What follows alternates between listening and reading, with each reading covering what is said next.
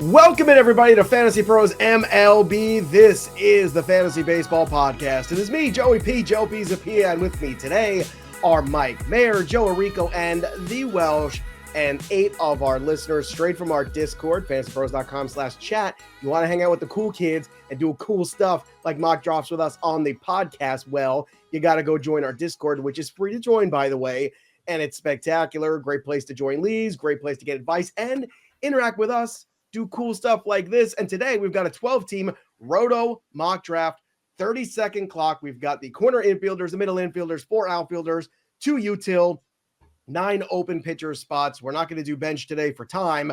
And the best part is we are live right now on our Twitch, which is twitch.tv/fantasypros. That's the place to go because that's where leading off is going to be live. So if you want to interact with us, all you peanuts and cracker jacks, it's just a simple way to do it. Go to twitch.tv, find Fantasy Pros. Boom. That's all you got to do. And we'll be there Monday through Friday. In fact, next week, we've got some baseball going on because we've got some Japanese games happening in the opener, which I really don't care for. It's not my favorite thing when we start the season 2 weeks before the season. But it seems like if anybody was really ruffled with those feathers, it would be Mike Maher. Mike, I have to assume if it bothers me, it must infuriate you. Nothing infuriates me except ruffled with those feathers kind of threw me off. So that I'm infuriated about that now.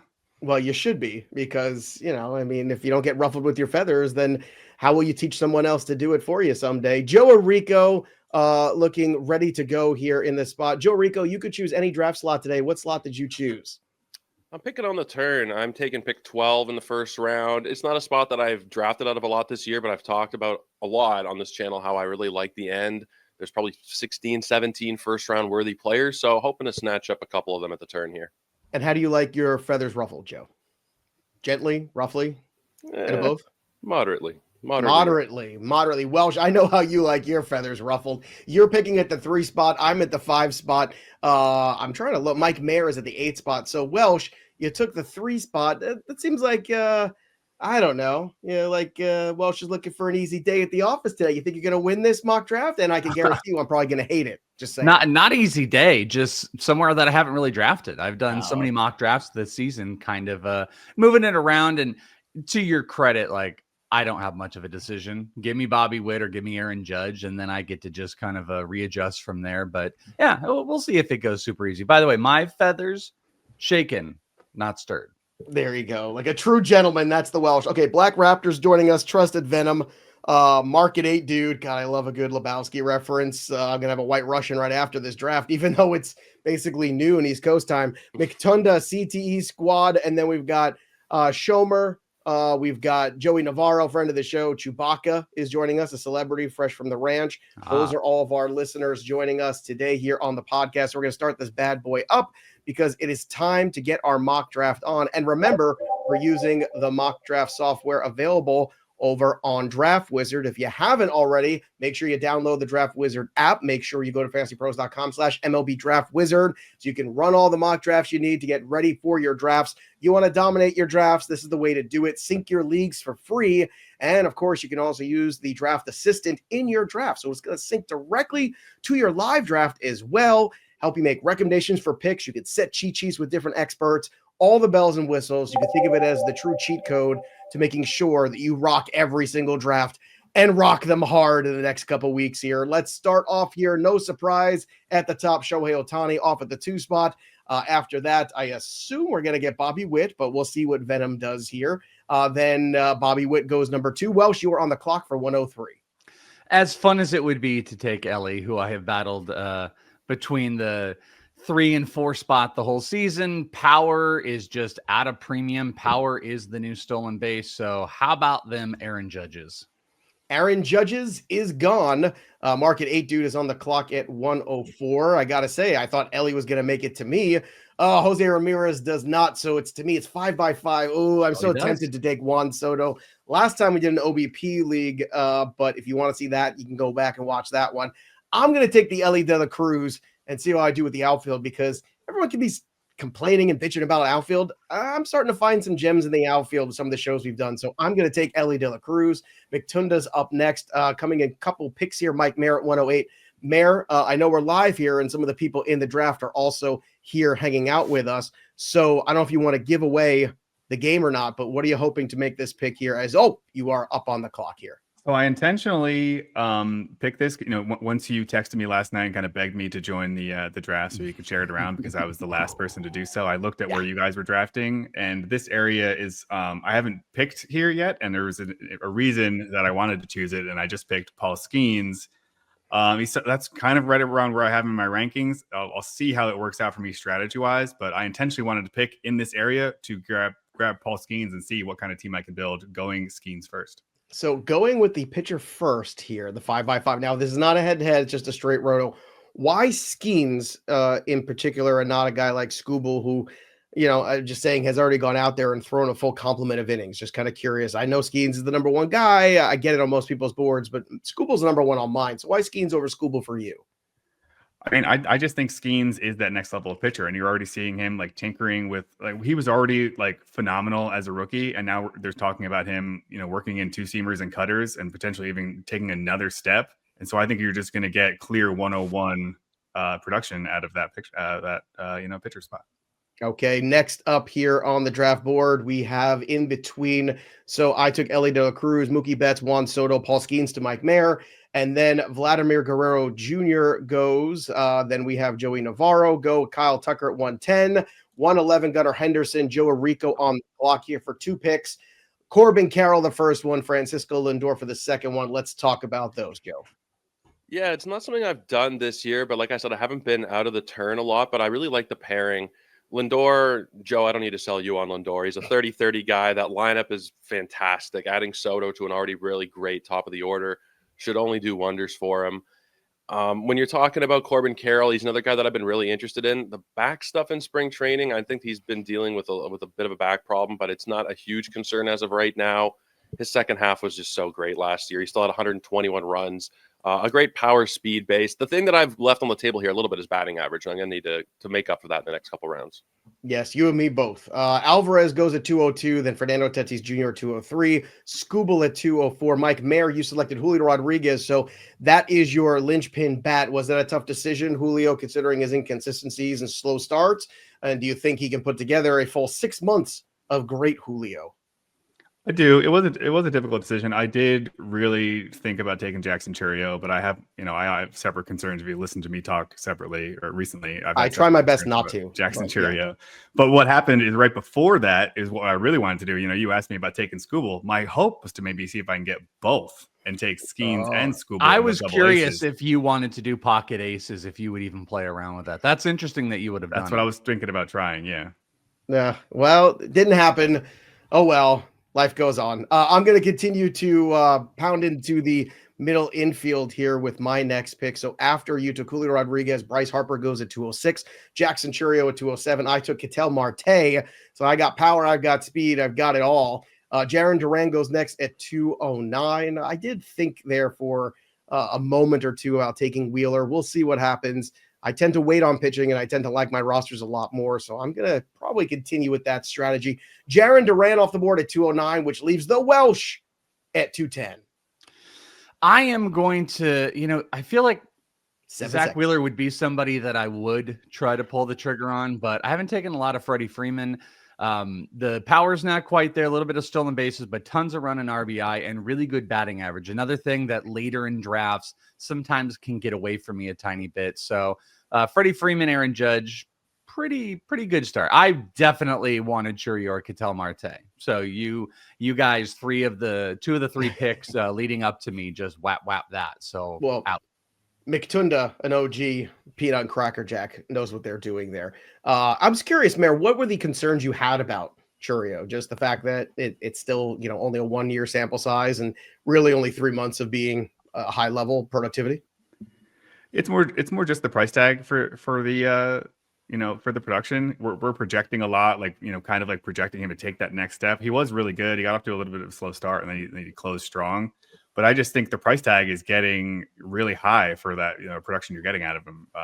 There was a main event draft recently where he went in the first round. He went where I took Skeens in a main event draft, and that's just too expensive for Jackson Chourio. All right. Jaron Duran went at 209, then Freeman to Welsh at 210, Zach Wheeler at 211, Trey Turner at 212. At the 301 turn, Logan Gilbert, then Jackson Merrill. So we have a couple aces still off the board. Welsh, you're up here with 15 seconds on the clock at the 303. So I was really sitting here thinking I was going to take Jazz Chisholm. I'm going to go with where I've gone a lot in these drafts and break Rico's heart. I'm going to take Garrett Crochet. I want to get one of the – I like one good pitcher in the top 4 rounds, and then I can wait a tiny bit. I've obviously been pretty big on him. If you guys watch the Fantasy Fest, you know my talks on him and even the bets in the first segment we talked about with him leading in strikeouts. This is the prime. I'm a 3rd round Garrett Crochet guy. Jackson Merrill might have made me think a little bit different, but I'm just not worried about chasing speed as much. Maybe keep my batting average a little bit, and I keep up with the Joneses on the pitching side. So Garrett Crochet, my 3rd round pick. Okay, Crochet goes next at 303, Jazz Chisholm at 304, and then I decided to say, why not? 3rd round, 305. Let's take Ronald Acuna. I'm playing for the last 5 months of the season. Hopefully I get him back in May. Can I find an outfielder for 6 weeks in April? Of course I can. The waiver wire will be plentiful. There's not a lot of Ronald Acuna's going out there. So you got Acuna, Marte, De La Cruz starting my team. And it's a 12-team league, so I'm probably less apt to do this in 15. Replacement value is not as good. In a 12-teamer, I'm all about it. And I think maybe next 4 week months. we have a 10-team. Maybe 4 months. She'll be 4.5. for him. 4.5. Let's see. Give me Ronald Acuna. Matt Olson goes next for McTunda. Then we have Riley to CTE. Maher is up next at 308. Maher, what's the pick?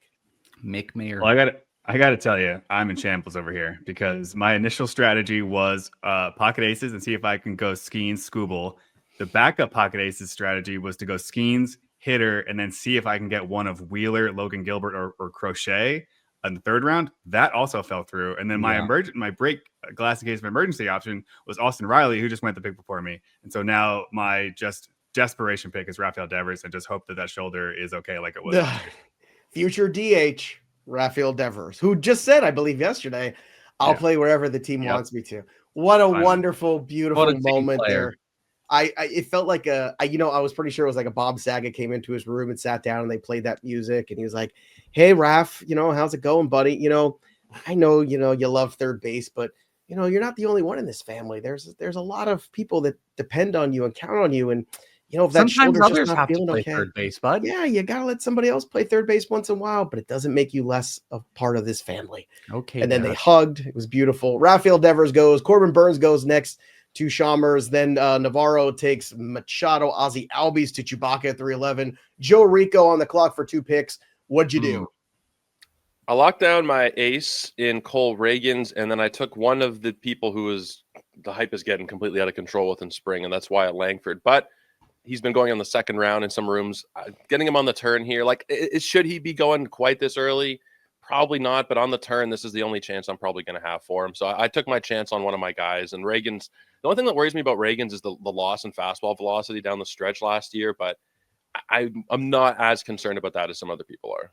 Well, after Reagans goes and Wyatt Langford goes to you too. So Langford in the 4th round seems like a good investment. I feel like that's about where you're going to have to take that plunge.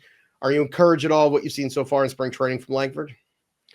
Well, the slow start with the oblique is not what I really want to see. He's been playing well since he returned. You never want to see anybody getting injured in spring, but he's one of my guys this year for sure. And getting him lower than I think that generally speaking he is going to go is something that I'm pretty happy with. Is he the best player on the board there? I don't know. I think the upside combined with what he did in September makes it hard to pass up here.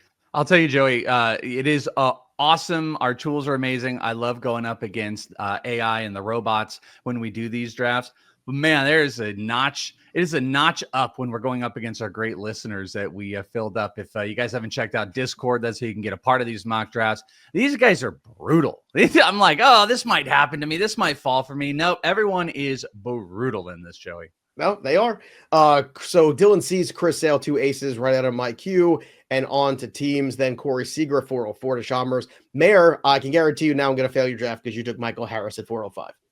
Yep, that's perfect. That's the exact strategy I was going for. If I can get a bad draft from you, I know I'm in the right place. There you go. Blake Snell, the guy that I was defaulting as my ace, he goes to CTE squad. McTunda goes O'Neal Cruz at 407. So I took Pete Alonso at 408. Give me some power.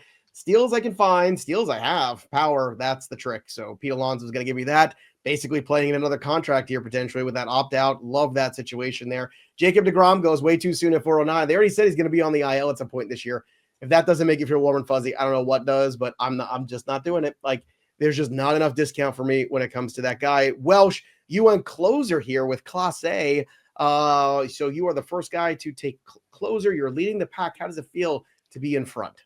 Oh, it's an amazing feeling, Joe. It brightens my day. It lifts me up, and it carries me through the tough times of knowing that I have Class A. I just didn't like or love a lot that was sitting out there. There's a couple guys. It's a little early. Why not lock down top closer with, maybe like slight risk in my pitching market with Garrett Crochet. But pull the trigger, and hopefully that starts pushing some people. And James Wood just went.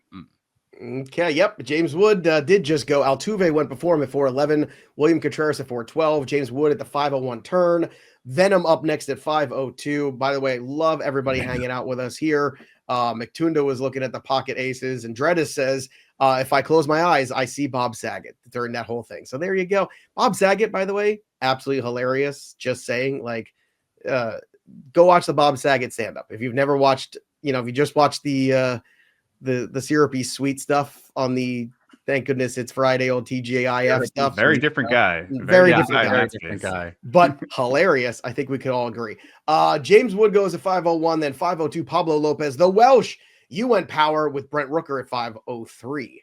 Yeah, I have no stolen bases right now. And, this is actually a little bit of a different strategy than I've put together in most mocks. I usually do try to get some speed a little bit early on, but I'm going in with a real big power pull and batting average where I can, like with Freddie Freeman holding that up. So I'm going to put to test getting some of that speed a little bit later in drafts that we've been preaching and talking about, but going for massive power with now Rooker, Judge, and then obviously Freddie Freeman.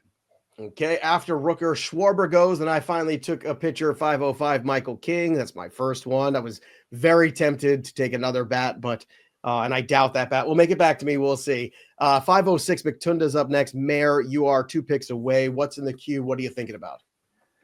I'm thinking about my draft is getting away from me here because I'm not loving what's happening in front of me and what's happening with my picks. And so that's really what I'm thinking about. I also, I've gotten into this point in a lot of drafts recently where I need to take more bats. I want to take more bats, but I don't really love the value of the bats in this area. And so I start looking at like pitchers and relievers like Welsh just did. And that might be where I have to go here just to kind of, get one of these elite closers, get ahead of that run, and just lock in that so that I don't have to worry about it later. So that's as a closer goes right in front of you too, Josh Hader. So that runs, we're getting ready to go. Yeah. Oh, luckily, I was find saves. Luckily, I'm going to go with Devin Williams instead of Josh Hader, who on a upcoming episode of The Cycle, I think it's coming out today, Worm predicted that Devin Williams is going to get some Cy Young votes this year. Well, these are the ones that we can't hold you to, right? I believe that was in the caveat. Try. Oh, I mean, I'm just saying, because I was going to say, I'd love to try to hold you to that one, but I'm not going to. Do whatever you want. By the way, this is the comment of the chat. I guarantee you. Bob Saget steals all the scenes in Half Baked, 100%. Half Baked, hilarious, fantastic. Dirty Work, also underrated 90s comedies in that same realm. That there's a night from the Blockbuster video. You come home with Half Baked and Dirty Work. There's your Friday night when you're 14 years old. Can't go wrong with Norm Macdonald either. And Dirty Work. Geez. Mike Maher couldn't take. He wanted pocket aces. Now he's got nothing. Oh, what an awful scenario. All right, Michael King goes at 505, and then you have Yamamoto at 506. Josh Hader, Devin Williams to Mike Maher. So Williams now off the board. Adley Rutschman at 509. CJ Abrams to Joe Navarro at 510. Chewbacca takes Teoscar Hernandez. Joe Orrico is getting in on the closer game here. Takes Mason Miller with his first pick. So apparently you fear the run of these elite closers. Not me. Give me all the offense. And then you took a guy. Man, I was one of these guys I was hoping make it back to me. Lawrence Butler signed a big contract this offseason. I'm a believer. I was incredibly impressed by the run he had last July, August, whatever that 6-7 week span was. It was unbelievable. Do you think here that Lawrence Butler has, again, the ability to now find a little bit more consistency at this major league level? Because it looks like the Athletics think that that's the case. Yeah, I mean, in 125 games last year, he had a 130 WRC plus, 22 homers, 18 steals. He's getting a nice ballpark upgrade. I like the A's this year. I think that they're a pretty decent team. Not that they're a great team, but there is an outside chance that they could be like a 500 team, especially with that ballpark move. Their pitching leaves something to be desired, but I locked down Mason Miller because I'm on the turn here, and by the time it's going to come back to me, there's not going to be any of those top-end closers. So I wanted to get at least one, and then Butler, I think the upside is just phenomenal. You took 2 Athletics, Joe. I know. 2 back to back. Big A's guy, big feel? Las Vegas Sacramento Athletics guy. Yeah, in the first 6 rounds of a draft, back-to-back Athletics. My goodness, times have changed. Welsh, you took Rooker. All right, after Butler goes at 602, Shota Imanaga, and then Framber Valdez, Christian Walker, Mike Maher. You went with another closer, Mike Maher. Well, you're putting a lot of faith there in a bulky shoulder of Rafael Devers, Michael Harris, who is underwhelming, and Julio Rodriguez. Is this the offense that we were promised? I don't know. We're off the rails, Joe. We're throwing out the rundown. We're throwing out the strategy. Pocket Aces failed us. We don't like our bats. We're going pocket closers, and we're just going wild. We're going rogue here. I love Do it. it live. Pocket closers. Ooh, there we go. Caution to the wind. I can't wait to see. You'll probably win the draft. A+ for Mike Maher, and especially the dev team. They love Mike Maher. He is their favorite guy. Squad is up next. Brenton Doyle at 606. Aaron Nola at 607 to McTunda. Wyatt, 2 guys I wanted. One was Butler. The other was Caminero. Caminero made it back to me. So now my infield is Alonso, Caminero, Marte, De La Cruz. My plan was going to build inside out here with all of my emotions, all of them intact. Clearly, Mike Maher is rage. I want to say, Welsh, what emotion are you in inside out? I assume it's like, you're probably not joy. I can tell you. No, that. definitely not joy. I might be a part of the new one, where it's those confused emotions. Anxiety. Your anxiety. I'm anxiety, 100%. Oh, is that Orrico too? You guys are going to share that? Yeah, I'll take the anxiety one. I think that fits me pretty well. Well, yeah. I'm clearly joy because I got Junior Caminero. Andres Munoz goes next, then Welsh up for 610. I know he's coming up on the clock. He took Marcus Semien. We'll talk about his 2 picks in a second. George Kirby at 611, despite some injury concerns. Then we end the 6th round with Marcelo Ozuna to Black Raptor. Logan Webb at 701, back to Venom at 702. So Welsh, you got Semien, really good value there. The last 5 years has been few players as productive as Marcus Semien. So what are your expectations for him coming up this year? Yeah, I'm looking for that bounce back at the top of the lineup. It's such a great hitter-friendly environment and get back to batting for average, hopefully not having a crazy swing in that, he'll have like a bad first half and then bounce. He just didn't bounce back in the second half was the main problem. So I think it's a really good value. He's one of my favorite second basemen to have, and I am up now. And I kind of like Maher. I don't like a lot of what's around here right now. I'm going to do something. Yeah, this is what we're going to do. Yeah, this is the ticket. Yeah, that's what we're going to do. I'm going to corner a little bit of that first base market. I already have Freddie Freeman. I'm going to take Josh Naylor to put in the corner. Love the RBIs. Love the bat so far this spring. 30+ home run potential, especially in Arizona, and all those guys running. So I lost Christian Walker a little bit earlier, but I'm going to double stack those first basemen, and I got Orrico shaking his head, just taking it away from him. Yeah, I wouldn't have minded a first baseman there for sure, but that's okay. We'll figure it out. That's okay. Well, you guys can make a trade after the show. I have no stolen bases, by the way. It's going to be amazing if I pull this off. It'll be amazing. I'm looking at the categories right now, Welsh. You are at 9 projected right now, second to last. That's amazing. I'm even not the worst. Well, there's still time. Don't worry. All right. Next up here.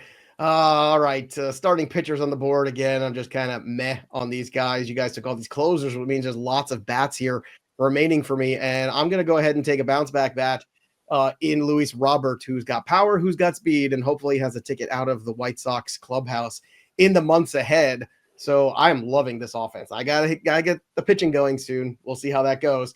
But this draft bought me some time because all these closers that went, because I'm somebody who drafts closer later anyway, I am banking on, again, those pitchers that I would have liked in the 7th round getting pushed to the 8th round. And I think I'm in a good spot there. We'll see.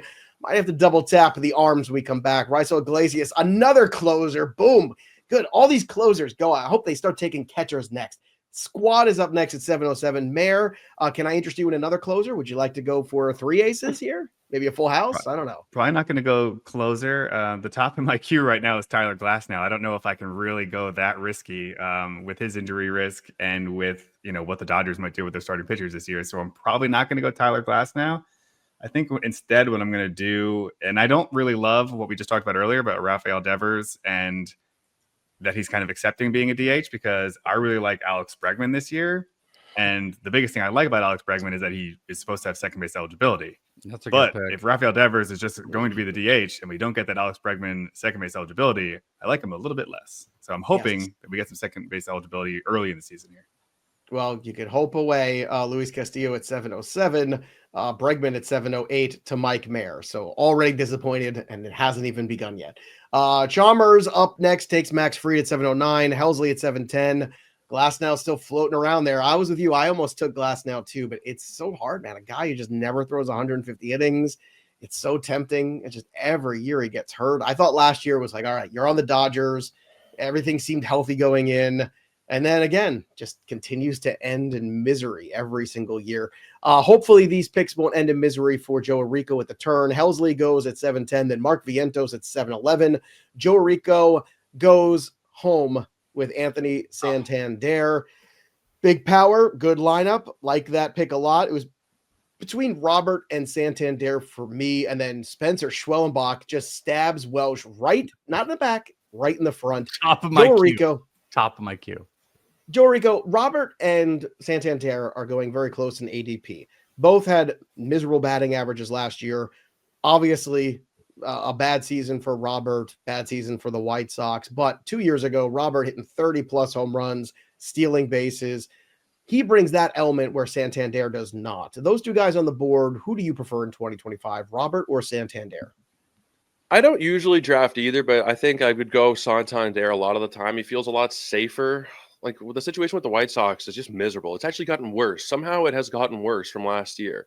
So I don't know that Luis Robert is going to be much different than what we saw over the stretch last season. There's a chance that he's able to bounce back, but I think that really would only come with a trade. He's going to be the only major league worthy player in that lineup. I just can't see him coming into camp being motivated this year, coming in as his best self or any of that stuff. I just think that there's a lot of risk with him. Can he get back to where he was? For sure, but I'm kind of praying that he gets traded to like the Astros or something. That would be a dream destination for fantasy. They need outfielders. Mm-hmm. I think that one makes sense. Yes, I love that. Tyler Glasnow at 802, Brian Reynolds 803, Riley Green, a little run there of outfielders, and then Mike Maher says, stop that run. I've got infielder Matt McLain. McLain's one I'm buying into. Maher, this seems like a pretty good value at 805 on a guy who was in conversations for Rookie of the Year 2 years ago when he was healthy. Yeah, that's what I'm hoping for. I think you're getting the injury discount this year, and if he produces and stays healthy the way he can, you're getting a 3 or 4 run discount on him this season. All right, next up here we have Luis Garcia, Royce Lewis, and then it's to me, I have a chance to do something very entertaining here. The question is, do I have the guts to do it? I think the answer is no, at least not yet. At least I'm not quite there at this moment. I'm going to go ahead and take some more pitching because I think that's probably the more prudent thing to do.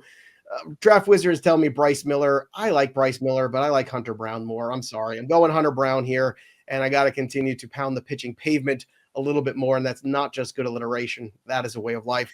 Miller goes next at 809. The Welsh is up at 810. Yeah, I was going to take Bryce Miller, so I definitely wanted to take at least one pitcher here, and you guys just kind of depleted the market of that, which is unfortunate.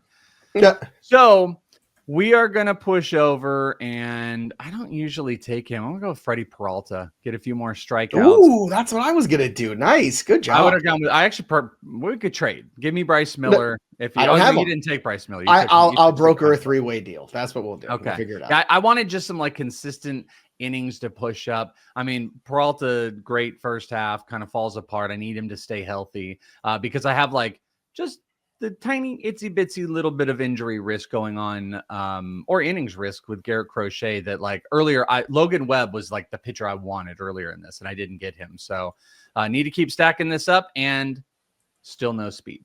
Just pointing Still no speed. The slow team for the Welsh here. Oh, I'm so mad. Venom took Bybee out from under me. Oh, you jerk.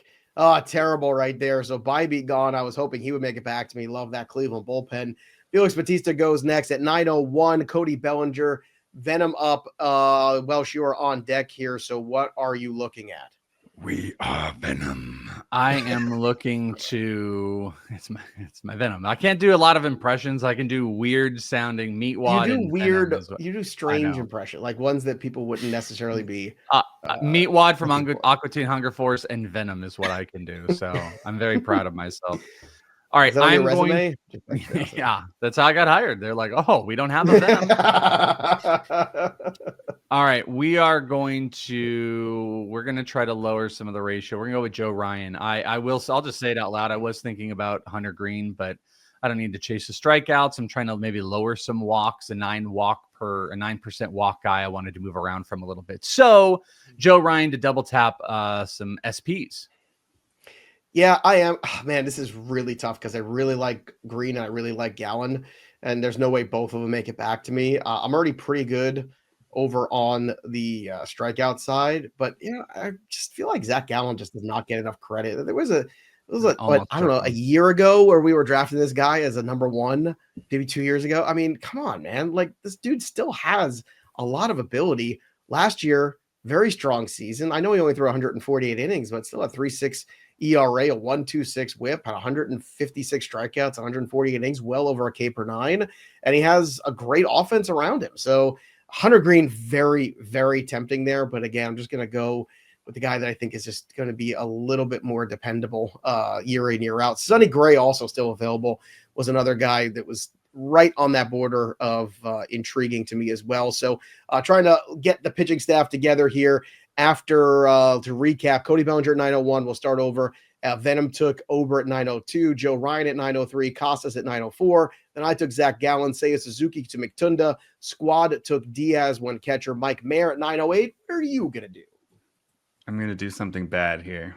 I'm going to do something that I'm doing in a lot of drafts. And that if this is a real draft, I can't afford to do it because I already have too much of him. I'm taking Mike Trout. Man, I'm going nuts. I'm kicking myself for not just taking it where I took Joe Ryan. I should have taken Trout there. I was contemplating Trout, and I'm just like, for what? For another 6 weeks, and then I get miserable. Like, and I was like, I already got Robert. I got Acuna. That's when I made that comment. I could do something really fun here, but I'm not going to do it. That was the thing. So, look. I get it I think for Mike Maher's build with his million closers, this makes sense because you need to make up ground at offense. You might as well take a shot with Mike Trout. But realistically speaking, at 33 years old, a guy who never plays full seasons at this stage, what does a good Mike Trout season look like for Mike Maher? 130 games and 40 home runs. That's my bold prediction. It's just, can we get there? Because that's the games. Because he hasn't done that. Is this the same world where Devin Williams is Cy Young? I'm just curious. Like, well, I mean, he just hasn't done that in 5 years. He's done 40 home runs within the last 5 years. He only played 119 games, but that's what I'm hoping for is 40 home runs out of Mike Trout. It's just, it's so late that it's just it's a dart throw. You're swinging for the fences, and if it hits, like you could win your league. You could. And that brings us to our Chasing Challenges segment brought to you by Microsoft. Just like the athletes who push boundaries and redefine what's possible, business decision makers today are turning challenges into opportunities, and Microsoft meets you there with the tools and guidance to help you make an impact with safe, secure AI solutions. Whatever challenge you're facing, Microsoft empowers you with the expertise to say, bring it on. And in this segment, we're going to talk a little bit more about Mike Trout because it is extremely tempting to take Mike Trout in the 9th round nowadays, or even the 10th round if he lasts that long. It's hard to forget the Mike Trout of the 2014 to 2018 era, maybe even 2019. We'll throw that one in there too. A guy who's hitting 40 home runs, stealing 25, 30 bases every year, hitting over 300. But the sad fact is, since 2020, the guy has had a high of 119 games played in the season. And we would kill for 120 games, I feel like, this year out of Mike Trout. And that is the challenge here with the Angels, because they were an organization that continues to look at where they are financially and what they've invested in. And unfortunately, Mike Trout would have to have a career kind of season for them to even try to get out of this contract. I think I speak for all of us when I say I'd love to see Mike Trout playing on a contender and meaningful baseball at some point before his career is completely gone. Will we see that? I don't know, but a full healthy season of Mike Trout, or at least a full 3 months of healthy Mike Trout, could go a long way. Perhaps a contender would be looking to take that plunge. And that is this week's Chasing Challenger segment from Microsoft. Remember, they have AI solutions that empower you to take bold steps and have new ideas to help drive your business forward. With Microsoft as your trusted partner, you can navigate your journey with confidence, finding innovative solutions and reaching new possibilities. Visit Microsoft.com/challengers to learn more. Let's resume the draft here because Joe Orrico's got a bunch of picks. Hunter Green goes at 909, Navarro at Duran at 910, and then Vinny Pasquantino, my people, how you doing? Goes at 911 to Chewy. Orrico, you took Jake Berger and Justin Steele. Berger and Schwellenbach. Man, you must be using the Welsh cheat sheet today over on Draft Wizard. Couple of my dudes. I gotta say, Welsh mentioned it earlier. This is a sharp room. Like, my queue was just obliterated in that round. I wanted Seiya Suzuki. I was thinking about maybe Yainer Diaz. I was thinking about Duran, Pasquantino. The whole thing just obliterated. So what doesn't help us, Joe, by the way, is that they can literally put up our cheat sheets. These guys can come in the rooms. They can put up an Orrico, Maher, Pisapia, and Welsh cheat sheet and know right what they're doing and just hurt us right in the soul. Hurt us right. I like that. Hurt us right in the soul. That's a good one. I enjoyed that. All right. But look, 2 great picks there. No doubt about that. Love Justin Steele too. Another solid arm is Orrico's building a rotation of Steele, Schwellenbach, and Reagans. That's a pretty good 1, 2, 3. And you got Mason Miller there. Bo Bichette goes next. Yeah, you missed another Blue Jay, Joe Orrico. Any buyer's remorse there on Berger when you could have had Bo? If I didn't have Lindor already and had locked down a shortstop, then maybe. I've been drafting Bo I think he's my most rostered player this year. I think it's Bo. That's shocking. Or he's very close to it. Anyway, I know, big surprise. So I don't mind it as much here, but I'll take him on any team. Like, if he had lasted another round, if he was still there on my next pick, I probably would have taken him. Mike Mayer, you dirty bastard. You took my guy. I'm so mad. I'm so mad right now. Sonny Gray goes at 10:03. Cal Raleigh at 10:04. And then you took Shane McClanahan. Talk about aces. I think he's my ace in the hole. I hate that you did this to me at 10:05. And then McTunda. Oh, my God. This is horrible. It takes Alcantara right after. Oh, my God. This is the worst case scenario. I hate everything. Roki Sasaki goes in between. McClanahan, incredible value right here. Talk about it. Yeah, I mean, you're getting an injury discount, even though he missed all of last season. He could have come back at the end of last season, so it's not like a Spencer Strider situation where he might miss the first month. He's going to be ready, right to go, and he's got SP1 upside that you're getting in the 10th round. Yep, lots of upside there for sure. Oh my goodness gracious! All right, so do I just continue my theme of bringing in all the injured Atlanta Braves? I mean, it feels like something to do here. If everyone else is taking all these Tommy John pitchers, I definitely need some batting average help there too. Quan would go, I think, a long way to help that. I'm looking right now at the categories, and that's always an important thing. I'm first in steals, but I'm way down at batting average, so I'm going to go ahead and I'm going to pull the trigger there with Stephen Quan, a guy who has shown some more power. Last year up to 14 home runs, 292 BA. Good spot there for him. I could use some more outfield, so I'm going to go ahead and do that. It gave me a slight reach. I get it, Draft Wizard, but come on, I need some help right now. Both of my pitchers gone. Very, very upset with how that round has gone, basically. So we'll have words after the show. After Roki Sasaki and Alcantara, I took Quan. Robbie Ray was having a great spring. Another great performance for him. Mayor, when you see, Robbie Ray, who is even more removed from Tommy John, and you see what he's doing this spring, I know it's only spring, but that's got to be very encouraging looking forward to the 2025 season when it comes to Robbie Ray. Yeah, for sure. I mean, with him, you always know you're going to get strikeouts. The problem is you don't know what else you're going to get. But there are some really encouraging signs and some good reports coming out where he's kind of working with some other pitchers on some of his other pitches, and then he can kind of look a little bit different in a really good situation this year. All right, next up here, we have, let's bring up the draft board. So Robbie Ray, Welsh, you took Christian Yelich at 10-10, Sal Perez at 10-11. Then Spencer Strider did go at the turn. 11-01. Black Raptor starts off 11th round with Matt Chapman. Welsh, you took Christian Yelich. A little surprising. And again, it's kind of like, is it easy the poor man's Mike Trout at this point, right? If you can't have all the, stunning upside of Mike Trout, you take the mid-level upside of Christian Yelich at this point. That's exactly right. I mean, really kind of a poor man's version of that. But yeah, 2020 potential, needs some stolen bases, some more outfield help.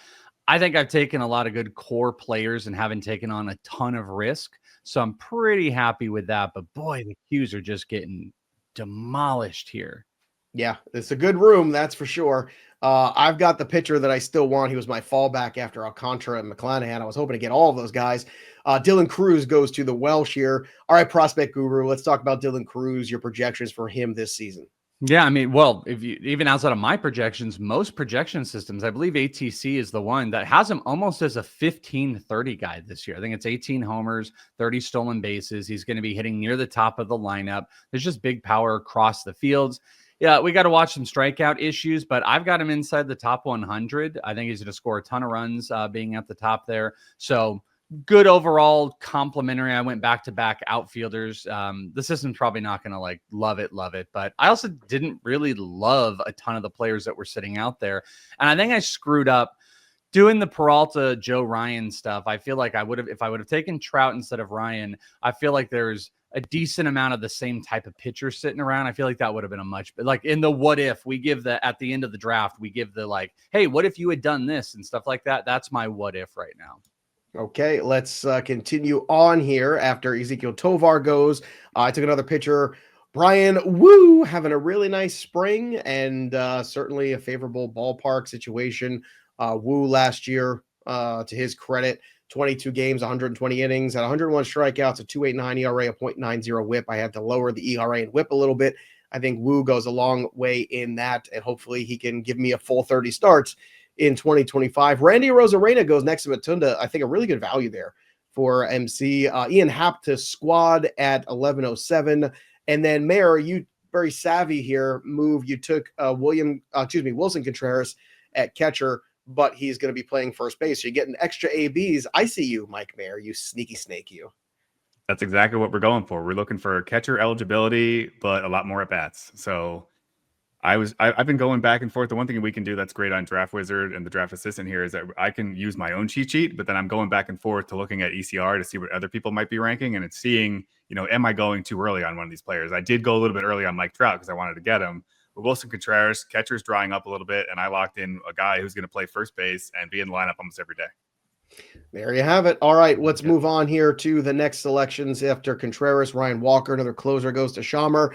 Navarro's up next. Joe Rico, you're sitting in the hole for 2 picks here. So let's talk about what is out there for you and what you might be looking to do with these 2 picks at the turn. It's not a heck of a lot left after this round. It's every time. These guys, they're killing me. They're absolutely killing me. Ryan Walker, I mean, Maher kills me with Wilson Contreras. And then Ryan Walker, I also wanted second closer. Ian Happ, I always loved Ian Happ. This is brutal. This is really brutal. So I'm going to take Xander Bogaerts and lock down second base. He's a good roto player. He's very balanced. And then with the second pick, I am going to have to scramble a little bit here. And I am going to take a starting pitcher, I think, and I'm going to go with Jack Flaherty. Answer one thing real quick with Yas Sports on Wilson Contreras. Is there risk that he loses catcher availability?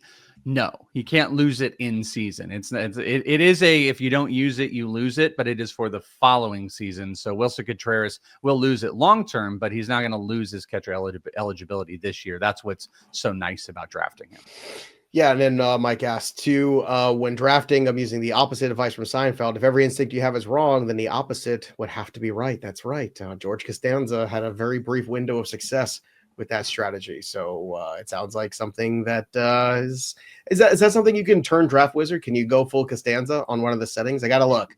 Mayor's going to ask the dev team, I'm sure, after the show. That'd be a great new setting. It's like, how would you like to draft? You want to draft points, Roto with Yahoo, CBS, or as George Costanza? That'd be great. There you go. Nimmo at 11:10.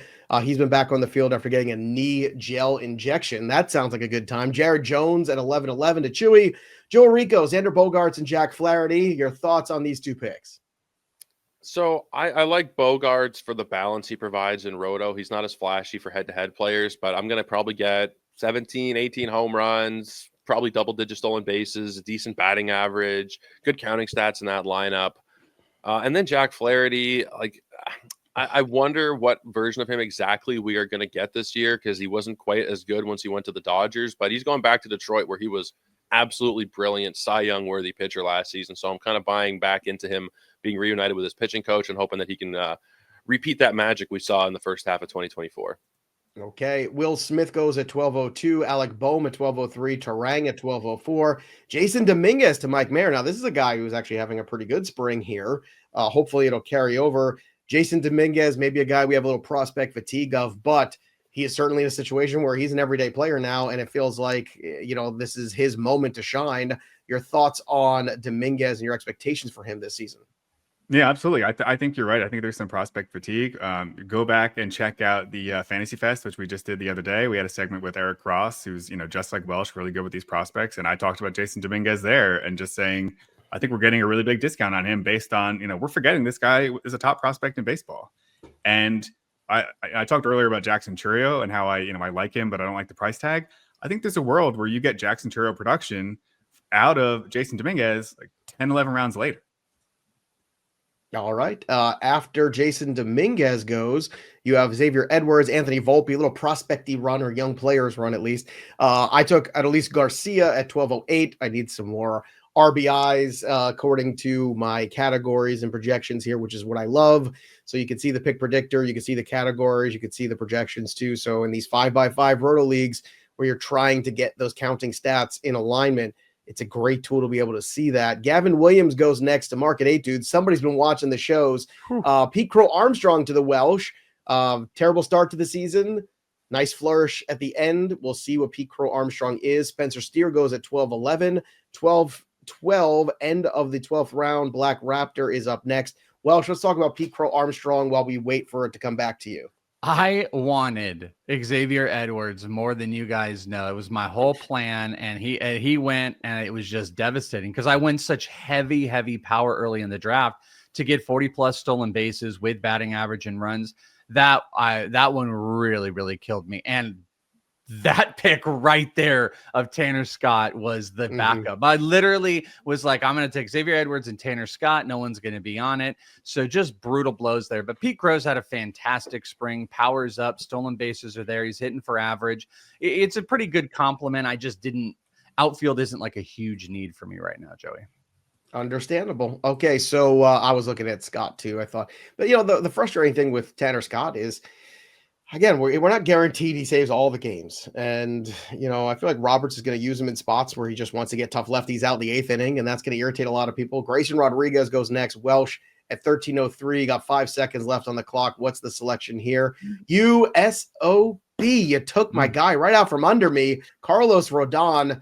Can we go backwards and redo that? I'd like to redo that. It was the right pick then to make you upset. But yeah, I mean, I took Crochet. I waited quite a bit on pitching. I definitely don't think I'm lagging behind or anything like that. But I missed this incredible run that you guys all just destroyed. The McClanahan, the Alcantara's, the Jared Jones, some of my favorite pitchers.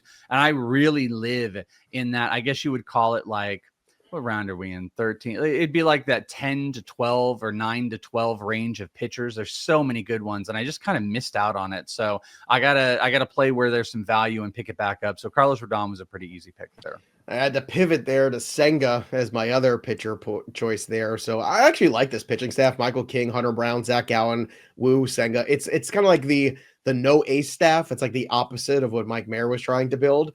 Just a lot of guys can go out there and give you some good starts, and hopefully that's enough to be competitive in this 5x5, but it's got some strikeout potential in it, so I like that. Colton Cowser goes in between me and Welsh at 13:04. I took Senga at 13:05. Gossman was the guy who was going back and forth between Welsh, Gossman, or Senga this year. Who do you prefer? I know Senga had some health issues, but Gossman had some performance issues last year, and it's not the kind that you can fix with that little pill. Yeah, I think that's actually a really tough one because I think Senga's like stuff from the strikeout potential is better, but I think Gossman might be just more of that innings eater. And if he kind of refines, if that splitter is splitting again, then, he might kind of get back into form. I got to be honest with you, with how I draft, I think Gossman is more of the pick because I'm going to take some of my risk on some of those SPs early on, whether it is a Crochet or a DeGrom or even picking up like a Hunter Green in a bad ballpark. I just think Gossman kind of like brings down the risk factor a bit much. And Mike Mayer, USOB. We got Weiss here with a question. Got a keeper question. I'm in between Langford or Duran. Not sure which to keep out of the two. Let's go roundtable. Mike Mayer, let's start with you. Doesn't look like any strings attached. Who would you rather have rest of career, Langford or Duran? I'd rather have Duran, but I don't think you can go wrong with either pick. I think Duran is the safer one right now. Langford has more upside, but I kind of like the floor of Duran. Welsh, where are you at? Yeah, I got Duran. I got, oh man. You know what? I'm going to go with Langford actually. Because I was say I'm redraft. I've got Duran. I got Duran and Langford like right next to each other in Dynasty. If it's a short keeper, maybe Duran in a short period of time. If it's a long-term Dynasty, I kind of would wait it out for Langford. It is super All right, close. so in my wrong opinion. That's 2-1 on Duran. Joe Rico, you can either blow this out of the water or make Weiserhood really miserable. I'm going to even up the score. I'm going to also go for Wyatt Langford. Way to go. I don't think there's a massive gap here. I just think if you're looking at all 5 categories, you're going to get more RBI from Langford. I think the batting average is going to be comparable. The power is going to be better with Langford. I think the lineup is better with Langford. So that's my pick. But I don't think this is you could flip a coin, essentially. It's very close. I can't believe I'm in a spot where I have to agree with Mike Maher. You put that on me, you guys. You guys are the worst. Chambies is up here. I'm in a 10-team, 6-person keeper league. I'm keeping Carol Churio, Merrill, Caminero, Adley, and I believe Crochet, not Grochet. I rebuilt last year, and now I have the three first-round picks, 5 in the second, and in the second and third round. Who should I attack in the draft? Well, this is always tricky because you don't know who's available. But Joe Orrico, you want to take this one here? What would be the strategy if you're keeping Carol, Churio, Merrill, Caminero, Adley? You've got one big pitcher in Crochet. Where do you think you would go next? It depends on where these picks are, like you said, and who's available. These 3 first-round picks, if they're at the front, if they're at the back, it does change things a little bit. I'm personally probably going to take another pitcher here. You have such a great offensive base, and you do have an ace already, but I'm personally probably going to take another ace, maybe even 2 more, because like you have such solid 5-category production. Maybe you could boost the batting average a little bit if there is a Vlad Jr. available to you, although I'm doubting he is based on 6 keepers. But it's a tricky question without knowing a little bit more detail. All right. We'll continue to recap the picks here in just a moment. Remember, we're on our Draft Wizard. And remember, if you're watching us here on Twitch, make sure you go ahead and you follow us over there, twitch.tv/FantasyPros. And of course, subscribe to the YouTube channel if you're watching back, because we're trying to get to 25,000 subscribers before opening day, and we can do it with your help. Let's get to some more of the picks here. So Gossman, Taylor Ward, Christopher Sanchez goes to Mike Maher. Sanchez, a guy we've talked about a ton in recent weeks here. Maher, how do you feel about this selection? I think he's undervalued. I think you can, he had a really, really good 2024. I think it could be even better this year. And more importantly, I've been watching my categories, and I really need starting pitchers and some more bats. And so I really needed innings, strikeouts, wins, because I need to make up some ground there. Okay, I actually took a catcher, if you could believe it. This is very un-Joe-like. So, but again, I'm watching the categories very close because of the style of league, and I don't want to fall behind. After Sanchez, Profar, Lugo, a nice steal there, 13-10. I mean, the guy had a great season. I can't believe how long he's lasting in drafts. Lane Thomas, Mason Wynn to Joe Orrico, Jeff Hoffman to Joe Orrico. Mason Wynn struggled a little bit yesterday. I saw he had an offer, but again, it's only one day of baseball. But Wynn, a guy that can give you a little batting average, a little pop, a little speed, a little bit of everything. And Hoffman, obviously another homer pick for you, Joe. I actually don't even like Hoffman. That's the funny thing, but we're running out of him anyway. Yes, we're running out of closers. I know. I'm a hypocrite, but I took him because we're getting to the end of the closers that I feel comfortable with. And that's the thing. I don't feel terribly comfortable with him. The failed physicals don't really give me that warm and fuzzy feeling, but he's looked good in spring so far. His stuff is fantastic. The job should be his. So I took a bit of a chance on Hoffman there. I didn't want to be left holding the bag. And then with Mason Wynn, again, like you guys have mentioned, looking at those projections that you have on the Draft Wizard, I need some batting average. I need stolen bases. He's said he wants to steal more this year. And the way that he has kind of floundered in spring a little bit can only just bring the price down a little bit. So I'm heavily buying into Mason Wynn. All right, buying into Mason Wynn after the beginning of the 1401 side of this round. 1402, McGill, Ohapi, Luis Arise, Tommy Edman to Mike Maher. I don't even think we can talk about that. Reynaldo Lopez at 1406 and Jimenez at 1407. I took Shea Langoliers at 1408. Jordan Romano at 1409. One of my backup closers. Boo. Paredes to the Welsh. Great selection there. Lasted way longer than he should have. Yeah, and I got a couple Astros. I took Paredes and Jeremy Pena. Paredes, Eugenio Suarez, maybe kind of a tough decision. I've got a lot of batting average, so I think I can stomach if Paredes kind of struggles back down. But, high pull, fly ball in an amazing ballpark with that power potential. So, and Jeremy Pena, every stop of shortstop has just been like, I've been sniped. There just really weren't a lot of other great options, but I love Pena with the potential at the top of the lineup. 15-15 guy, higher batting average, just a good core piece to go with this team. Okay, I continue to punt on closer. We'll see how much longer I can do that for. After you took Paredes, Goldschmidt, and Josh Lowe, and the 14th round, Jackson Holiday begins the 15th to 1501. Then Suarez, Jeremy Pena, Welsh. That's the guy that I was going to take. You took him from me. Congratulations. JT Real Muto goes next. I ended up having to take Swanson instead, but Pena is the guy that I wanted. So that's a nice little boost there. Paredes and Pena, two infielders from the same team there in Houston. That's a nice little boon for you late in the draft. Yeah, I'm feeling pretty good. I mean, offensively, my only holes at this point, util, middle infield, and catcher as far as offense goes. I still got 4 pitching spots I've got to fill out, only 1 closer. So, whether I want to dig a little bit deeper and play a couple more closers or go on the SP since we're not doing bench, I got to make some decisions, but I have a lot less decision-making to do on offense with how I've attacked it. Taj Bradley, Nico Horner, Michael Tolia at 1508, one of Welsh's big sleeper power guys. So, Maher, how do you feel about making up ground at offense after you hit closer and pitcher so early? Well, this is a risky pick. I think there are some concerns in his profile, but I also, this for me is kind of, bad process because this was a roster construction pick because it feels like a long time ago, Welsh talked about locking up his first round slot and there aren't really any left. And that's a slot I really need to fill. I need to have a starter there and I need production out of there because of how I went with pitchers earlier. Mm-hmm. And so I'm banking on Welsh's optimism here and hoping that he can help me catch up a little bit in the power category. 244 expected batting average. I mean, over homers, Colorado. I think there's some optimism to be had that he's at least a 230, 240 hitter. And if you did your rosters right, you can stomach it. Here's another question too. I just want to bring this one up. Are we worried about George Kirby's injury? Joe Orrico, since you just made your picks, let's talk about George Kirby's injury. Are you concerned? And if so, how much have you dropped him in your drafts? So I dropped him like 8 or 9 spots in my overall rankings. He's around 20, 21 right now. I'm a little bit worried, but I don't think it's the end of the world for him necessarily. Like we got the 3 big pitcher injuries of Rodriguez, Cole, and Kirby, and Kirby's is definitely the least severe. I think you could probably lower his inning projection 20 or 25, but as of right now, it doesn't seem too concerning. He's been falling a lot in drafts, going in, usually the 150 range over the last week or so. I'm willing to buy that dip. All right. Great job here by all of our listeners, too, in this draft, too. We have Kerry Carpenter go next. Matt Shaw at 1510. Great pick. Chewbacca goes next for Zach Neto. Could be a steal there. Tyler O'Neill to Joe Orrico and Zach Eflin to Joe as well. Joe, real quick, Eflin and O'Neill, back-to-back Orioles, your expectations for them this season? I promise the back-to-back team theme is not on purpose here. I know, but it's fun. I know. Very unique strategy. It is fun. Yeah.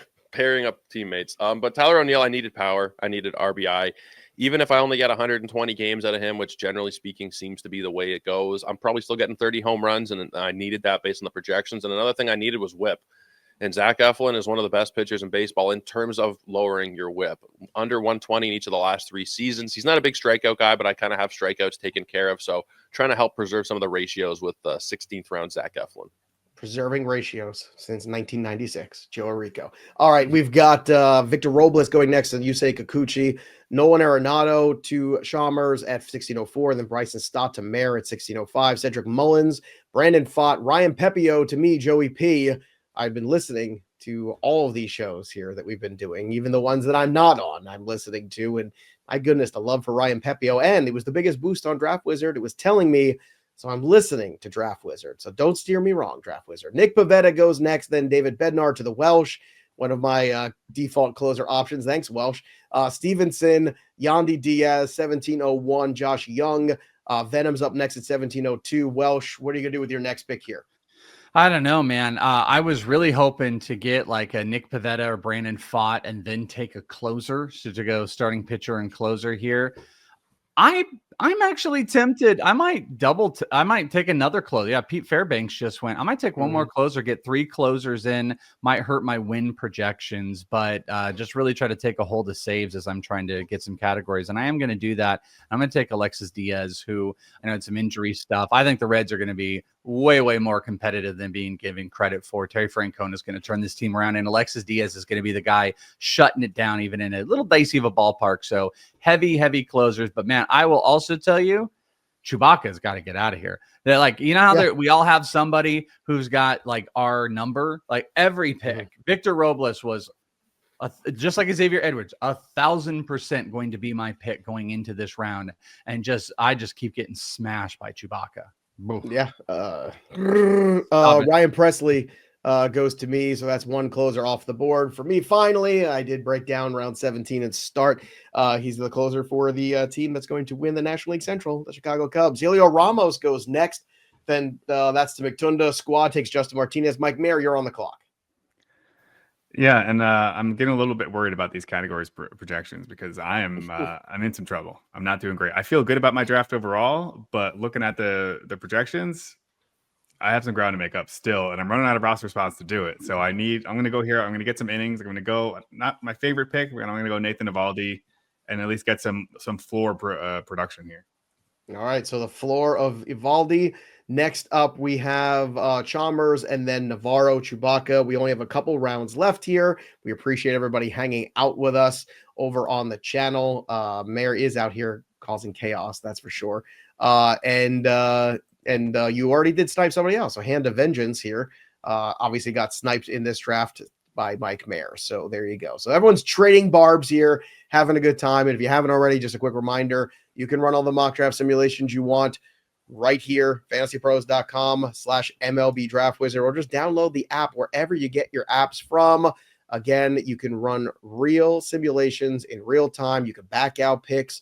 You could try different strategies, do different settings, tailor whatever your league settings are to the mock drafts. And then again, don't forget, Draft Assistant will link up to your drafts when you sync your leagues for free, and then you'll be able to use the software in your real drafts as well. I use them for all of mine. I use them every single draft I did last football season and for MLB season 2. It's the way to go. So make sure you're using the tools. Don't be a tool. Go out there and crush all of your competition. Next up here, we have the turn picks coming around. Let's see what we have around the bend here. We have Eovaldi, then Burleson, Spencer Arrighetti to Navarro. Chewbacca takes Kirby Yates, Joe Orrico, Mountcastle, and Jonathan India. So you go here with some infield help. How do you feel about these two selections? I waited too long on first base. For a 12-team draft, Brian Mountcastle shouldn't be your starting first baseman. That was an error on my part. But I think as a consolation prize, it's not bad. They're bringing that wall in. He sprays the ball a little bit more than I'd like. If he was a pure pull hitter, I think that would help him a lot more. But I still think that it's a really good situation for Mountcastle in Baltimore. And then if we're talking about Jonathan India, he's been one of my favorite targets all of draft season. He's going to be leading off in Kansas City. The park factors are about even with Cincinnati. I know that's going to surprise a lot of people. It doesn't help you in terms of the power. He's going to lose a few home runs, but leading off in front of Bobby Witt Jr., Sal Perez, Vinny P, he can score 100 runs. He's a good on-base guy. Like there's a lot to like with Jonathan India, and the price is just unfathomably low this year. Welsh, how much do you love it that everybody's mad at their first base selections because you went and double dip with Freeman and Naylor? Yeah, that does feel pretty good, but like I'm also not super happy with I'm not happy with my pitching spot. I wanted Jonathan India. That's a tough thing when you are on those corners too. You really have to get into the right mindset because it's like I have to wait so long. I have 3 times in the last 10 rounds been sniped at the back half of the next round, and I'm just too far away that either I'm not pressing on some of the guys that I really want, or I'm just mistargeting the room. But I guess the consolation prize is knowing I'm ruining everyone's day at first base. That's at there least you go. A tiny consolation. It's the small joys, Welsh. I'm going to take another closer, Kenley Jansen. I got a value pick. Thumbs up. Thanks, Draft Wizard. I love you too. After we go through India, you have 1802, Lourdes Gurriel, Luis Rengifo, Jung-Hoo Lee. That was a guy I was looking at. I wanted to get him, boost the average, a little bit of everything there, but Chalmers snags him there. Sean Manaea to Mike Mayer. Manaea already got a good bill of health. We just saw the other day. So the scans were all good. He's going to start ramping up again baseball activities. That's got to make you feel good about this pick because that is a tremendous value for a guy that was approaching 200 strikeouts last year. Yeah, that's the hope, is that you're getting in now before the price goes back up, because right now you're getting the injury discount. I don't normally like taking players that are already hurt, but the fact that it seems like he's already pretty much good to go, his ADP is going to jump back up really quickly. So I'm getting in now before it's too late. Okay, get in now, everybody, on Sean Manaea, Tanner Houck, then 1807, Brandon Woodruff, Kenley Jansen to me, Brandon Lau to Market 8 Dude, and then Gleyber Torres to the Welsh. Urseg goes, and then we're going to wrap back around for round 19. So Welsh, you took Gleyber Torres. Correa is off the board here, beginning 19th round here for Black Raptor. They select Bowden Francis. Welsh, you are on deck here at 1903. Yeah, I think I'm going to pull the trigger finally on my catcher. Do it. Yeah, potentially. Yeah, well, I mean, I don't know what guy you're wanting here, but that's what I'm looking at, unless Venom. Okay, Venom took George Springer, so I'm gonna go with Austin Wells. That's that's my big target at catcher here. I don't hate getting some of the value early on. Like, I would love Wilson Contreras, just want a little bit more value coming back. I take late closers, but Austin Wells is one of my top targets, being the number one guy in New York. Obviously, Joe, I pissed off Orrico, which is phenomenal. Again, another just like small little win I get to put in my pocket here. But Austin Wells is definitely the last bastion of catchers, because Francisco Alvarez is going to miss a decent amount of time into the season, which is brutal. All right, so George Springer went between Francis and Wells, and then Yu Darvish went between Wells and my selection, Mackenzie Gore, continuing to beef up the strikeouts. I'm looking at the categories right now. I'm first in runs, first in home runs, first in RBI, first in steals. How about them apples? Right now, I'm still behind a little bit on strikeouts. I don't know why. I think I've got some pretty good strikeouts down there, but trying to make up some ground there. I'm trying to be more competitive in the pitching categories. I got to pull that whip down a little bit. So we'll see if I could do that with the last couple picks. After my selection, Nathaniel Lowe goes, and then you have Byron Buxton, Mike Mayer. You didn't get a chance to put Buxton and Trout together to make the ultimate injured Voltron. That would have been so cool if you could have done that. Instead, you go with Jake McCarthy for a little bit of stolen base help. Yeah. Is that where you are behind right now? Well, I was hoping to get Mackenzie Gore, but you took him. And so at this point, I need a couple util spots. I need some stolen bases. And I'm trusting the Draft Wizard, because the Draft Wizard told me that was the biggest boost. And so I'm putting my faith in Draft Wizard to help me get back in the race here. There you go. Faith in the Draft Wizard, and all shall be revealed. Next up here is Shane Boz at 1909, Zach Geloff at 1910. Chewy takes Michael Bush at 1911. Joe Orrico, you're on the clock for 2 picks. We have 3 rounds left. Start us off here. So I think I'm just going to fully wait on catcher at this point. I did want Austin Wells, as anybody watching on the stream can probably have figured out based on my reaction. So I am going to take my corner infielder here. I'm going to take Tyler Soderstrom. I think that he's in for a nice year. And again, it's another ace player. It's not on purpose. I just think he fits the build. I need the corner infield. He's got good pop. The batting average isn't great, but I think I can live with that. And then I need to take another pitcher here. I have 2 more pitching spots to fill, and I am going to take Clark Schmidt, although I worry a little bit about the time he had to miss last season, but at the same time, he was great when he was out there, and I'm just kind of hoping that he can stay healthy. All right, hoping he can stay healthy there. I've already filled all my pitchers, I've realized. We're not doing bench today just for time, and again, show's a little longer today because we're actually working with not robots, but real people, real fantasy baseball fans, and our fans who we appreciate a great deal. And if you're watching on the YouTube channel, don't forget to like the video, and of course subscribe. Drop your comments below too. We love to hear from everybody. We are going to do the full breakdowns. I love this run of pitchers though. After Rico takes Schmidt, Maher, Nick Lodolo, Clay Holmes. Those are 3 of my actually 4, even with Clark Schmidt, 4 of my favorite late pitchers. I'm telling you, this is a great run here. Mike Mayer continues it with Jesus Luzardo. Mayer, this is a terrific illustration of there's pitching value to be found in round 1920, because we just unearthed all of it. Yeah, and there's still a bunch to go. I was actually just looking at my queue while you were talking and thinking, shoot, I really could have hit some more hitters early in this draft, because there's 4 pitchers in my queue that I still want to draft here that I think I might be able to get. Yeah, it is. I had to take out all after I took Gore. I don't have remorse there, because I still like getting Gore where I got him, but if I didn't, I would have been happy with a Holmes, happy with a Luzardo, but Gore again for the strikeouts a little bit higher on my board. Rafaela goes next after Drew Rasmussen. I am up. I'm going to take Michael Garcia, continues just pound away and take stolen bases away from everybody else. I've got my 2 util spots left to fill. Welsh, I don't know what's left on your team roster, but you've got a few picks left to do it. I got 1 util, 2 pitchers. Lazard, Clay Holmes, who I thought was my secret weapon on here. He's only qualifying under relief pitcher, so he's kind of a little sneaky guy, but could not get him past this crew, which is unfortunate. I'm going to get one of my sneaky guys. Not that I'm even getting a big value on it, but we're not doing bench here. I have 1 util spot open, and I am going to tap Jock Peterson with that because I think Jock in the middle of that Texas lineup is just a phenomenal get. And I practice on what I preach. And then now I just got to get pitchers. So I'm in the pitching market, and you guys have there are some names that are fun. They're not great. They don't get me excited. Like Luzardo would have been nice. Clay Holmes would have been nice. Now I'm in a territory where I'm like, okay, fine. That's the pitching market that's left. All right, we'll do this. And that's what I'm looking to do here. Boy, oh boy, a sour Welsh here. Jock Peterson goes, Parker Meadows goes, Jose Barrios goes. Trevor Story went it before Jock Peterson, before Welsh's pick too, just to keep you up to date. At 2101, here we go. Home stretch, everybody. Estevez at 2101. Venom selects Francisco Alvarez at 2102. Is going to miss some time, but again, single catcher league, 12 teams. You can find a replacement there. That's a really good pick there by Venom. Very smart. Welsh, you're up again. What's the selection? All right, we're going to go with one of these SPs and, really good Springs so far. Jeffrey Springs. Love Jeffrey Springs. Love it. Last year, not really as much last year, but years prior with the Rays. A's a little bit of a dicey question with the minor league ballpark, but Jeffrey Springs back in tow really has a lot of upside value.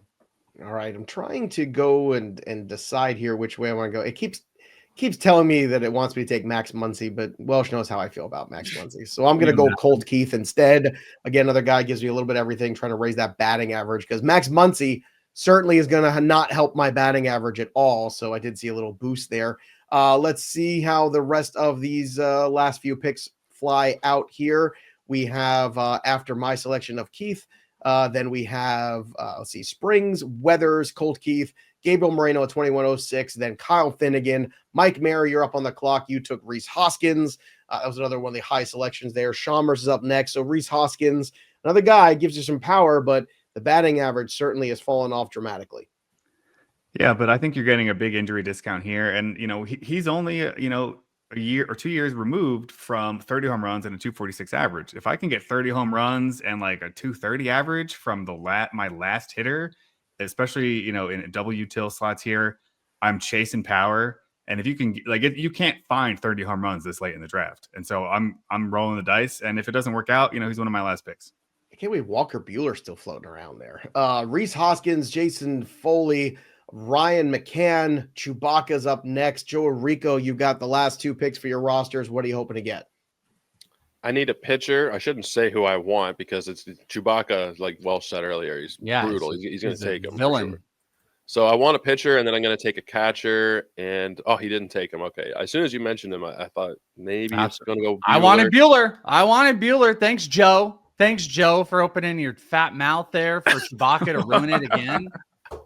Dang it. So I went with Michael Wacha. I think I got a pretty high floor with him to round out the pitching staff. And then my punt catcher is going to be Ivan Herrera. Yeah, there you go. That's a pretty good punt catcher. What world do we live in where I'm not the punt catcher guy? This is very strange. Very weird days. Liam Hendricks goes next. Another guy who Chewbacca is doing a nice job in this draft, I want to say. I don't love all the picks in the middle, but I do like a lot of the shots that Chewy has taken here in this draft. After that, Joe took Christian Campbell. Chalmer is up. Maher, what's your last pick? So I need another pitcher, and I wish I had more pitcher slots, or I wish we were doing bench because there's still a bunch of pitchers out there. I won't name them all because we're, well, we're in an hour. People still need to take this bad boy today. So, but I wish I could take all of them right now. I also want to say I really like that Christian Campbell pick, especially if Rafael Devers is not playing third base. Christian Campbell might be the starting second baseman. Yeah, it looks like. So I'm deciding between Ronald Blanco and Ranger Suarez here, and I'm going to go Ranger Suarez, also known as the best pitcher in baseball. I think we should just go Christian Campbell, the starting second baseman, period. I just think that's it. Ranger Suarez goes next. I know my pick. I don't think anyone's going to take it. It's a guy having a monster spring right now that is in a good spot in the lineup too. I think we're finally going to see the breakout. Squad is up. McTunda's up. Squad takes Andrew Vaughn. Does not take my guy. McTunda, let's see. Sure, go ahead. I'll wait till McFinda. Okay, my guess is Kyle Manzardo. It is. Oh, you nailed it. Kyle Manzardo, the man-child. Welsh, you're better than me to talk about the prospects. I mean, this is a guy that we've been waiting for a while, but it seems like things are starting to work out here in the spring, and I love the spot in the lineup hitting after Ramirez. I think it's a great spot for him. Yeah, if they keep him in that and he's got that locked down, he's having a phenomenal spring. Homers are flying. The ballpark is really going to work in his favor. It's a pretty sneaky pick at the end of the draft for sure. I am a sneaky man. Next up here, we have Matt Wallner, also a good sneaky pick there. Still in a bit of a platoon situation. Welsh, your last pick. What is it, buddy? That's no one I'd like. I want to run up Blanco. I took Reese Olson. There, Justin Verlander was sitting out there. We're not doing bench spots and everything like that, but I just needed to pick up on the pitchers to see how I'm going to score at the end. But I went with Reese Olson.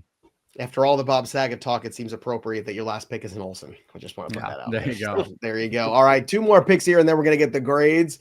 Maher, what's your guess on your grade? Go. I'll go B-.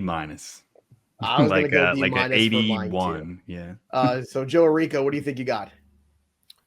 Pure mid. Can the draft give you a pure mid rating? I'm not sure if that's part of the settings, but I'm gonna say it's probably like a B-. It's not my favorite team. Admittedly, look at that. I did get a B-. Welsh, what's your actual grade from Draft Wizard? Well, my actual grade, I would have gone under. I got a A-, a 91. Oh. So I should rank pretty high as soon as there we go. We click in there. Would you look at that? Who won, Joey? Look at that. The Welsh at the top of the experts. Number 2, Mike Maher at 4, Joey P at 5, and then Joe Orrico at 9. Sorry, Joe. Better luck next time. And yet Chewy all the way down at 12, who is sniping everybody. So just goes to show you, you don't always have it. Steal of the draft for me was Shea Langoliers. Maher, who was your steal of the draft?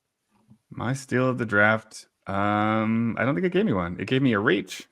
I said it really didn't. Who was your reach of the draft? It agreed with you that I took Tommy Edman too soon, so that's my reach. Well, that's why I ignored it. I was just, when you're trying to do stuff. The Welsh and Scott Bogman and Joe Pisapia gave me a thumbs up. Thumbs down on my draft. Oh, Ariel Cohen. Of course he did. Ariel Cohen is always giving me thumbs down on things.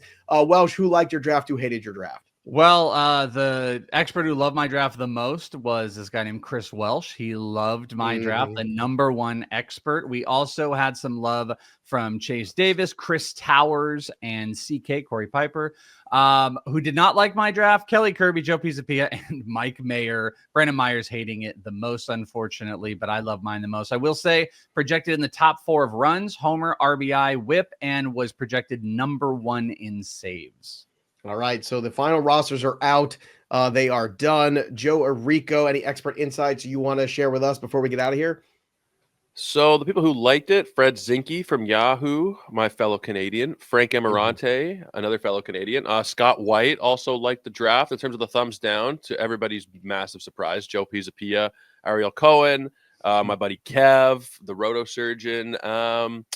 Those are the main ones. I mean, this was not a good draft for me. Like I said, I wanted to go out of the turn, and I didn't end up liking my build out of the turn. You end up having to reach a little bit more than I think you would if you're in the middle of a draft. You can kind of go with the flow of a room. I don't hate the team, but it's definitely not my favorite for a 12-teamer. If this was a 15-teamer, sure, but well, it wasn't. Shout out to Black Raptor, A+ baby for you. 100 out of 100. Wow, Black Raptor really crushed it. Again, join our Discord, fantasypros.com/chat. That's how you get involved in these things. And look, you can see the rosters on the draft board. You let us know who is your favorite of all of these rosters when all is said and done. I know we went long today, so to go through them all real quickly one last time. For me, Langoliers, Alonso, Ketel Marte, Ellie De La Cruz, Junior Caminero, Michael Garcia, Dansby Swanson, then the outfield, Acuna, Robert, Kwan, Garcia, Keith, Manzardo, then King, Brown, Gallen, Wu, Senga, Pepio. I needed a true ace. I didn't quite get my Blake Snell. Then Jansen, Presley, and Mackenzie Gore. For the Welsh, the roster looks like this. Austin Wells, Freddie Freeman, Marcus Simeon, Jeremy Pena, Paredes, Naylor. Really good offense here. Then you've got Gleyber Torres, some guy named Aaron Judge, Brent Rooker, a lot of power. Christian Yelich, Dylan Cruz, Pete Crow Armstrong, Jock Peterson. Then the staff, Crochet, Clase, Peralta, Ryan, Carlos Rodon, Bednar, Diaz, Alexis, that is, Jeffrey Springs, Reese Olson. For Mike Mayer, here's his roster. Wilson Contreras, Tolia, McLean, Bryson Stott, Rafael Devers, Bregman, Edmund, Julio Rodriguez, Michael Harris, Mike Trout, Jason Dominguez, Jake McCarthy, Reese Hoskins, Paul Skeens, Devin Williams, Edwin Diaz, Shane McClanahan, Christopher Sanchez, Nathan Eovaldi, Sean Manaea, Jesus Luzardo, and Ranger Suarez. And Joe Orrico's roster is Ivan Herrera, Tyler Soderstrom, Xander Bogaerts, Francisco Lindor, Jake Berger, Mountcastle, Mason Wynn, Corbin Carroll, Wyatt Langford, Lawrence Butler, Anthony Santander, Tyler O'Neill, Jonathan India, the pitching staff, Reagans, Mason Miller, Schwellenbach, Justin Steele, Jack Flaherty, Eflin, Hoffman, Schmidt, and Waka Waka Waka. So your favorite draft, who had the best team of the experts, or who had the best team? Drop your comments below on the YouTube channel. We love hearing from you. Subscribe to the YouTube channel. We're trying to get to 25,000 before opening day. We can do it with your help. That'll do it for us. But the story of the game goes on for all of our listeners in the mock draft and these three yahoos. I'm Joey P. We'll see you next time, kids.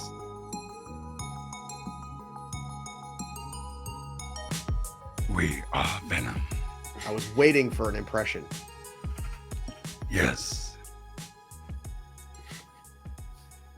Twitch.tv/FantasyPros MLB. Just Fantasy Pros, not MLB.